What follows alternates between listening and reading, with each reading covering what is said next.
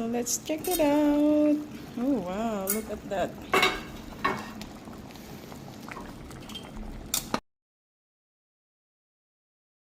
Hello, hello! Good morning or good afternoon, good evening to all people around the world. Filipino OFWs working abroad, mabuhay po tayong lahat. So ngayon, this time is afternoon here or evening, early evening. It's 5:30 in the evening here in Mexico, but in the Philippines it's only 3:30.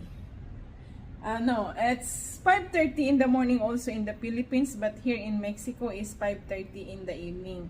So in Canada it's only 3:30 in the afternoon. So now what we gonna do is cooking a corn soup. Here you go, the corn soup. I just peel off the skin.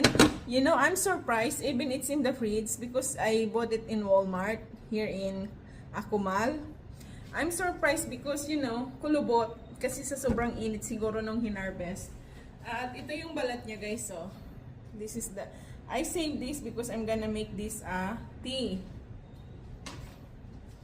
And of course, the main ingredients, corn. I have 5 pieces with corn, onions, garlic, ginger, and tomatoes. And we're gonna add carrots. So I blended the carrots because of, you know, it's hard to chop in small pieces. So it's gonna take a lot of time. So I wanna be faster. And for that, we're gonna use a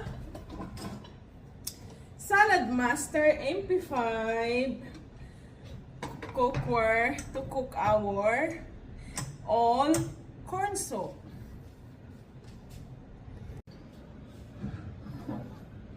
So, igilid natin yan. At kailangan natin na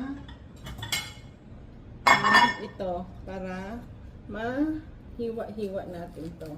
So, the corn is still young, so it's easy, guys. So, I'm gonna do it manually, guys, using my hand. Because, you know, we are here in Akumal, Mexico. We don't have so many kitchenware here. And I only have my MP5 Salad Master to cook this. So, I travel with my Salad Master cookware. My hubby is supposed to bring the EOC for frying, you know, fried chicken, but he didn't bring. Sometimes people, so we're gonna do like that, guys. So yeah. So guys, how I do manually. If I'm in the house or in Vancouver, I'm just gonna use the Salad Master machine, Salad Master food processor. Since I come back to old age, like 1980s, guys, doing like this manually. This is how I learned to my parents, to my mother. And this is very easy, guys. See? Because the corn is still baby. So that's how we're gonna do it, like this. And the skin of corn, you know, it's hard to chew it. It's gonna left here on the corn comb. See, guys, how I do? So para-paraan yan, we have to be smart. Ayan. Kita nyo isang corn yun lang nakuha ko. Kailangan kuskusin mabuti. Kaskasin pala. Kaskasin, hindi kuskusin. Iba yung kaskasin at kuskusin, guys. Ay, naku, suminamsik sa buko ko. So, ayan. Tapos itong isa. Ito ulit.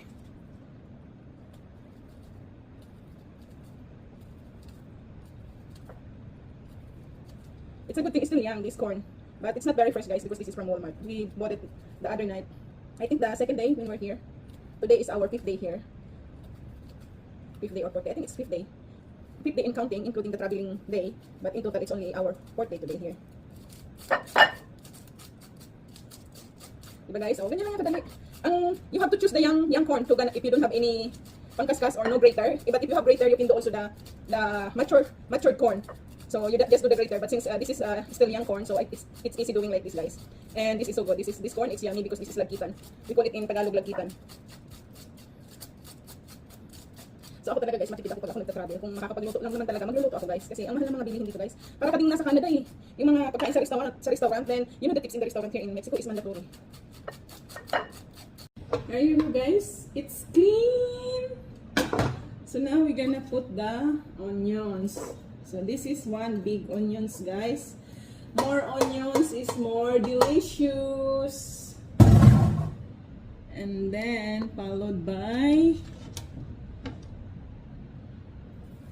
garlic. So we're gonna do a little bit saute to make it smells nice because we don't have any more sahog. So we're gonna add a little bit olive oil to gisa-gisa. You know, if I am the only one gonna eat this, I'm not gonna add olive oil. I'm just gonna tambak-tambak system. But since you know, different people eating, so different race, so that's why I have to do gisa-gisa.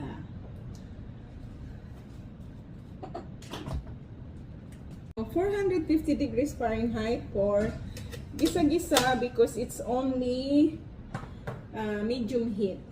So it's Fahrenheit guys.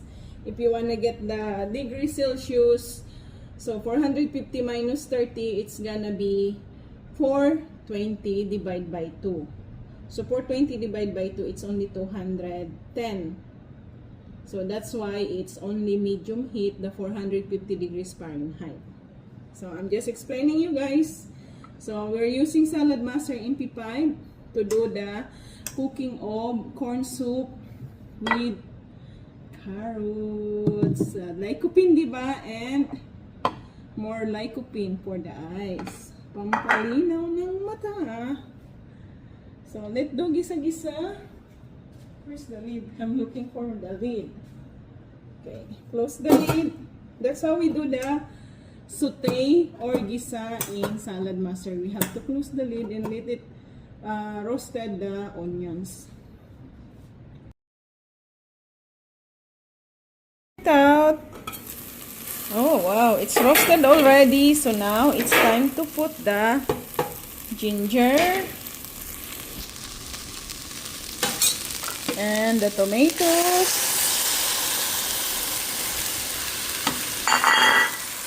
and also the corn. So gagawin na natin siyang tambak-tambak system. Also the carrots, blended carrots, o diba? At lagyan natin to ng tubig at saka yun, hugasan natin at ilagay dito para sayang naman kasi yung lasa niya, diba? Para may soup talaga siya, may tubig. So, ito na siya. Hugasan natin yung platong pinaglagyan ng corn na ginadgad. At ito din. Siyempre, sayang yung mga nutrients niyan, kailangan mapasama siya dyan. At syempre, salt. Don't ever forget salt to have taste.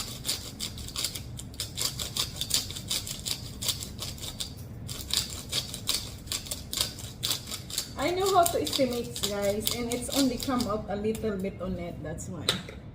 And also black pepper.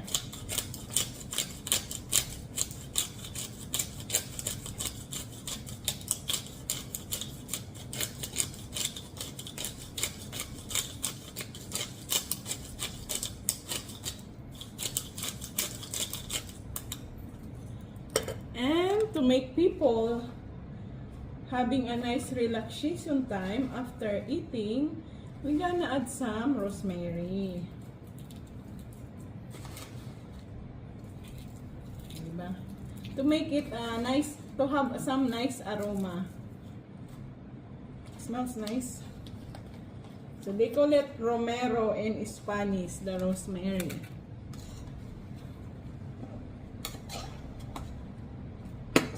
We're gonna stir it a little bit so the bottom it doesn't stick.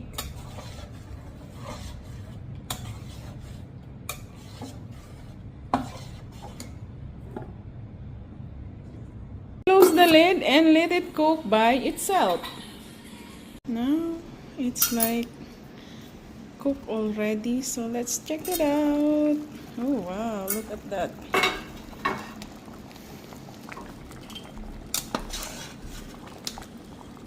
Nice.